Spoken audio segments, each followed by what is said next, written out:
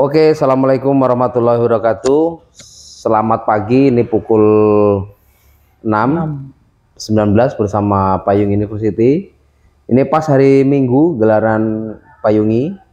Insya Allah pagi ini ada 2000-an orang hadir ke kampung ini, ingin menikmati kuliner tradisional. Nah, kebetulan saya kedatangan lagi kawan saya dari Setai Rejang Lebong. Betul. Namanya Dr. Sumarto, MPDI.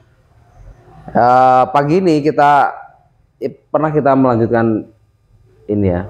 Kita pernah memulai dengan obrolan tentang mengapa pendidikan transformatif itu penting. Betul. Jadi kita meyakini bahwa orang-orang yang terdidik itu mesti juga terlatih. Iya.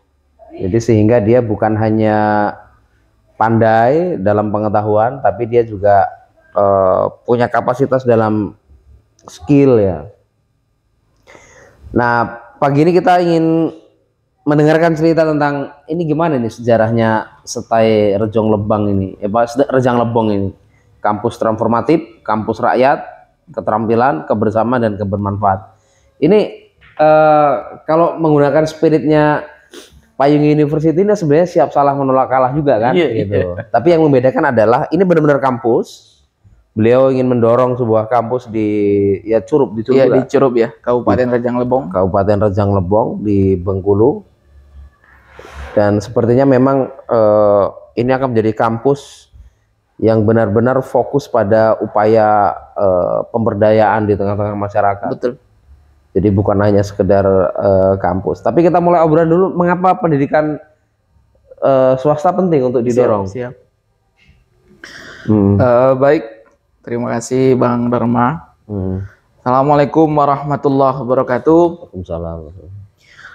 Teman-teman semua dimanapun Anda berada, alhamdulillah sekarang kami berada di Payung University, di tepatnya kota metro ya Bang Dharma ya. Betul.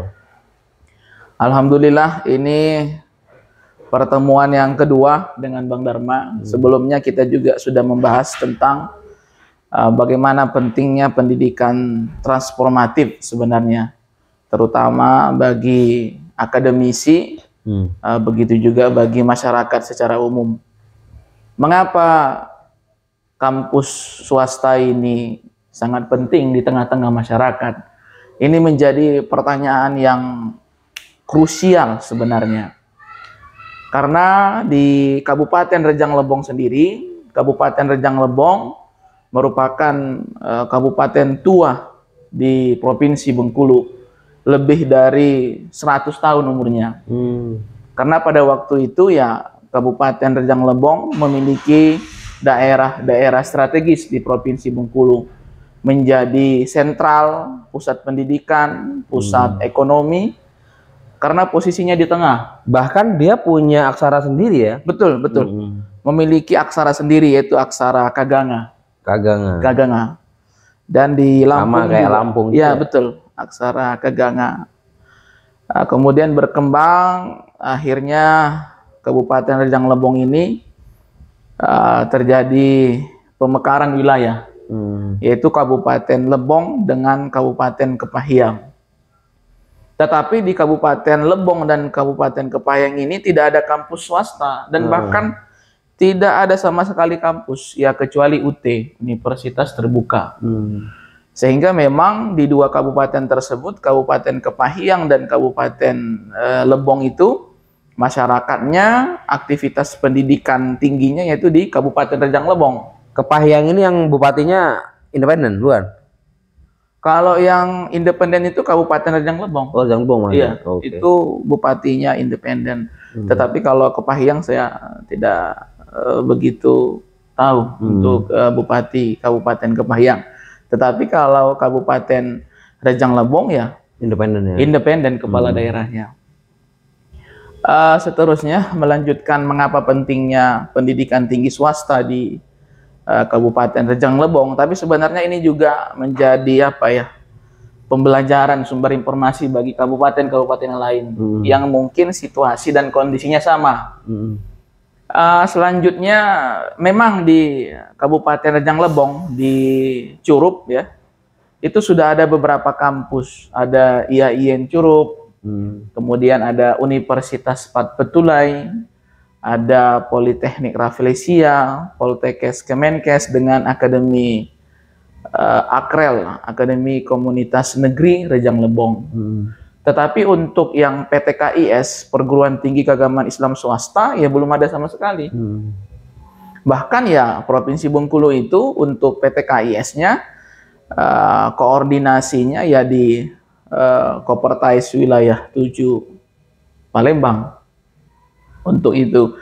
Sehingga memang teman-teman di IAIN Curup ya, saya dosen di IAIN Curup dan beberapa teman-teman yang hadir di Payungi University ini ya memiliki niat yang besar untuk mendirikan kampus STAI Rejang Lebong. Yang prosesnya ini sebenarnya sudah dimulai 2 tahun yang lalu.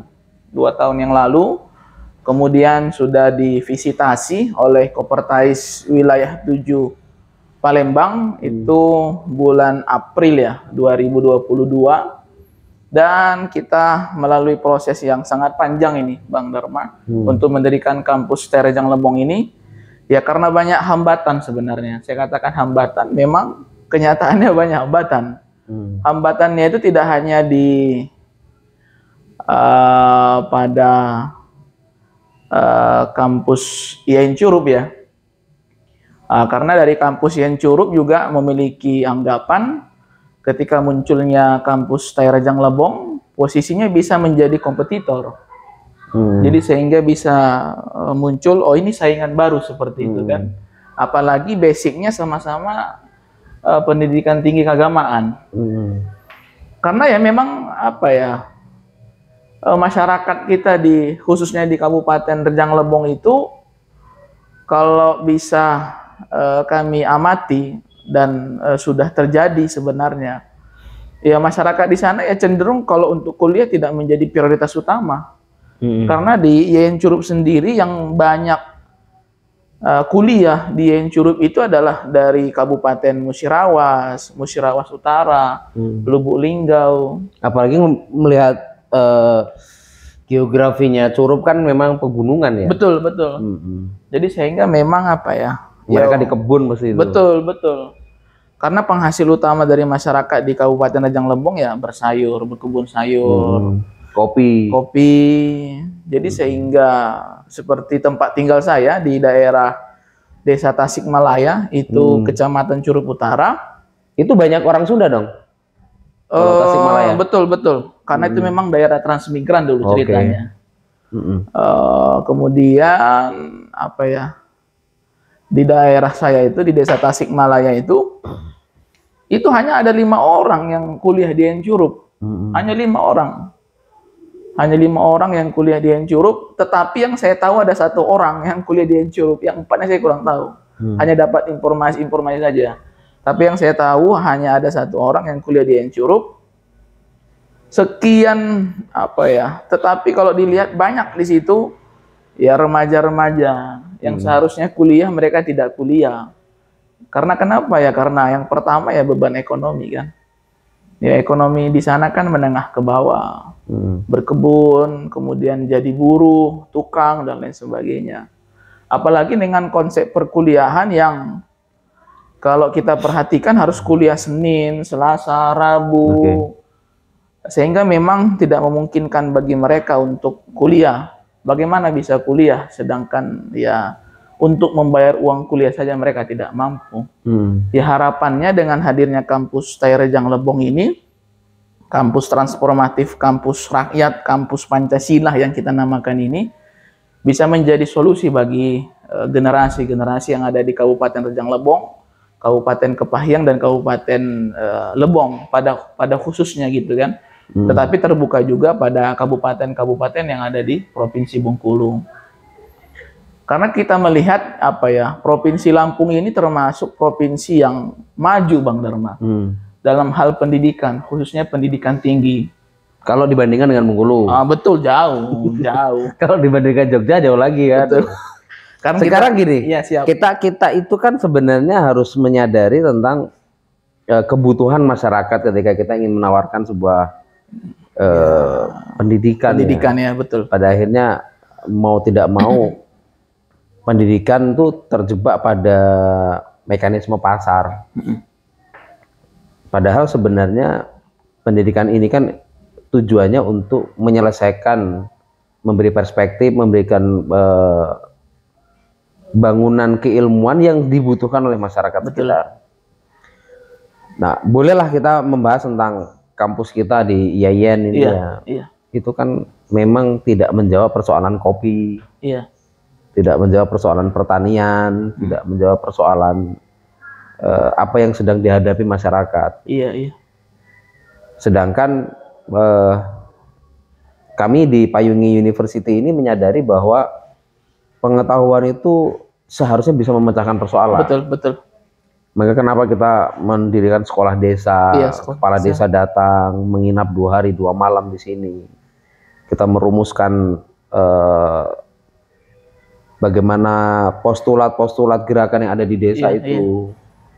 Terus kita tahu bahwa anak-anak muda desa itu juga tidak sekolah. Betul. Tapi mereka pengen kampusnya maju, desanya maju. Maka kemudian kami ini ada materi social mapping ya kan, seperti ini yang kita ramu secara kolektif bersama dengan community ya. Ini kan karena kita bangunannya adalah gerakan komunitas gitu. Dan ini yang akan dibutuhkan oleh mereka. Betul. Memberikan value added. Ya, memberikan ide-ide tentang bagaimana gerakan itu mestinya dikerjakan kan gitu.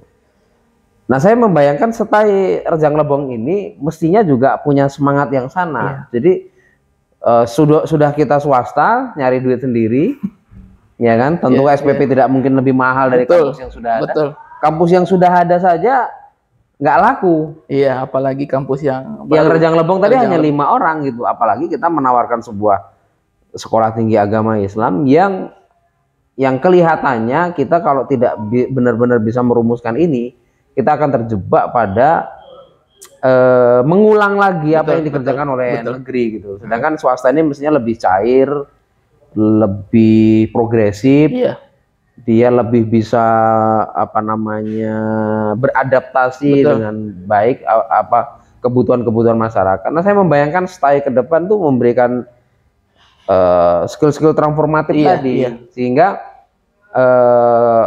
masyarakat anak muda yang ada di sana kira-kira apa sih butuhnya gitu. Nah, ini pertanyaan penting nih. Apa sebenarnya anak-anak kita kalau mendiagnosis ya, social mapping ini kan tujuannya mendiagnosis. Ini warga sekitaran Rejang Lebong ini yang dibutuhkan apa? Apakah yang dibutuhkan sekolah? Kita itu bisa mengatakan sekolah tidak penting kan karena sudah sekolah. Ternyata setelah kita sekolah itu nggak penting. Karena yang penting itu kan belajar. Betul. Masalahnya yang dipelajari tidak menjawab persoalan yang ada di Rejang Lebong. Jadi memproduksi gelar, ya kan, sarjana di wisuda tiap tahun, menjadi pengangguran terdidik. Karena skill mereka tidak sesuai dengan kebutuhan yang ada di lapangan. Kalau semua mau jadi PNS, mana mungkin? Nah, gimana nih untuk menjawab persoalan? Sebenarnya mereka ini butuh apa? Masyarakat Rejang Lebong ini sebenarnya butuh apa gitu? Kita melihat kondisi sosial ya, khususnya di Kabupaten Rejang Lebong itu memang betul. Ketika masuk kuliah itu, yang menjamin dia itu supaya bisa kerja setelah tamat kuliah itu ya diri dia sendiri sebenarnya. Dan kampus tidak memiliki jaminan. Misalkan setelah kamu kuliah 4 tahun atau 5 tahun, kamu akan mendapatkan pekerjaan sesuai dengan program studi yang kamu sudah pelajari sejak awal. Misalkan dia program studinya KPI, Komunikasi Penyiaran Islam, nanti profil lulusannya bisa menjadi seorang dai, bisa menjadi seorang jurnalis, dan lain sebagainya. Tetapi ketika dia tamat ternyata bukan sesuai dengan profil lulusan tersebut. Akhirnya dia kembali ke kebun misalkan. Dia jualan sayur, jualan cabai, jualan jagung. Sehingga pengetahuan yang dia miliki selama 4 atau 5 tahun menjadi seorang mahasiswa KPI itu seakan-akan hanya merupakan proses hidup yang datang, yang dia harus ikut di situ tanpa harus ada suatu target yang dicapai gitu. Nah, dengan pengetahuan yang dia miliki itu bisa menjawab setiap tantangan yang ada di masyarakat. Ini kan menjadi problem yang besar. Betul. Seperti munculnya kalimat pengangguran yang terdidik gitu kan? Ya, pengangguran terdidik. Pengangguran yang terdidik. Dan Stai Rejang Lebong ini sendiri dengan konsep kampus transformatif, kampus rakyat, kampus Pancasila mengedepankan apa yang dibutuhkan oleh masyarakat. Jadi konsepnya adalah membangun ekonomi koperasi yang pernah disampaikan oleh Bung Hatta. Karena memang apa ya, setiap kampus pasti membutuhkan biaya operasional, Bang Dharma. Betul. Misalkan untuk gaji dari dosennya, fasilitas, sarana prasarana. Ada yang menanyakan ke kami, kampus Stai Rejang Lebong itu di mana kampusnya katanya? Saya belum pernah lihat bangunannya katanya. Di mana kampusnya katanya? Saya belum pernah lihat bangunannya. Kampus Stai Rejang Lebong itu ada di Tasikmalaya, saya sampaikan. Oh ya, di sekitaran rumah itu? Iya. Kampus Stai Rejang Lebong itu di Tasikmalaya. Dia mengatakan, saya tak melihat bangunan di sana. Saya tak melihat bangunan berapa tingkat, 2 tingkat. Nggak ada bangunan di sana. Saya bilang, konsep pendidikan yang diajarkan oleh ahli pendidikan yang ada di Indonesia ini, Ki Hajar Dewantara, dengan taman siswa. Ki Hajar Dewantara itu menyebutnya taman loh, bukan sekolah. Taman. Jadi beda taman, beda sekolah. Kalau sekolah kan ya identik dengan bangunan-bangunan. Tapi Ki Hajar Dewantara menyebutnya taman. Maksudnya apa? Setiap tempat itu adalah belajar. Semua orang adalah guru. Betul. Dan semua tempat adalah sekolah. Betul. Jadi saya ingin teman-teman di Stai Rejang Lebong ini menghadirkan konsep pendidikan yang seperti itu. Ngapain bangunan tinggi-tinggi misalkan? Ngapain bangunan megah? Tetapi proses pembelajaran hanya berputar di bangunan itu saja, tanpa keluar dari bangunan itu. Lalu saya katakan, kampus Stai Rejang Lebong ini berbasis desa, saya bilang. Misalkan nih di desa Tasikmalaya, berapa orang di sana yang tidak kuliah? Dan bahkan perangkat desanya tidak kuliah. Karena memang tidak diwajibkan misalkan kepala desa harus S1. Dia cukup tamat SMA, SMK, ya kan? Dan beberapa di antara mereka prosesnya paket C loh. Bukan mengalami proses pendidikan SMA sampai 3 tahun gitu kan. Mereka ikut paket C, belajar ya beberapa bulan melalui PKBM, akhirnya ikut ujian paket C, selesai gitu. Jadi dengan konsep Stai Rejang Lebong kampus transformatif ini, dimanapun kita bisa belajar. Itu yang disampaikan ya Mas Nadiem Makarim ya kan, Menteri Pendidikan. Merdeka belajar. Merdeka belajar. Iya, tapi maksud saya tadi pertanyaan adalah yang dibutuhkan oleh anak-anak muda Rejang Lebong ini sebenarnya pengetahuan tentang apa? Betul. Kalau saya yakin bahwa kenapa karena kami tidak bicara tentang kampus dalam arti administratif. Iya, betul. Kami bicara tentang transformasi pengetahuan, pendidikan transformatif. Kami membuat sebuah kurikulum yang dibutuhkan untuk masyarakat, dan mereka juga tidak harus mencari gelar gitu, tapi mereka terlatih. Betul. Kalau terlatih itu artinya mereka itu terbiasa dan bisa mengerjakan sesuatu gitu. Tapi kalau terdidik dia cuma tahu gitu.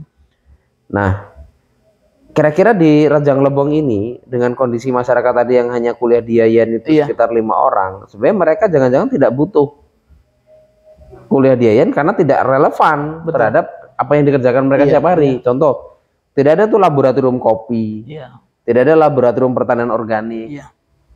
Padahal itu luar biasa kekayaan itu kalau mau diolah secara pengetahuan.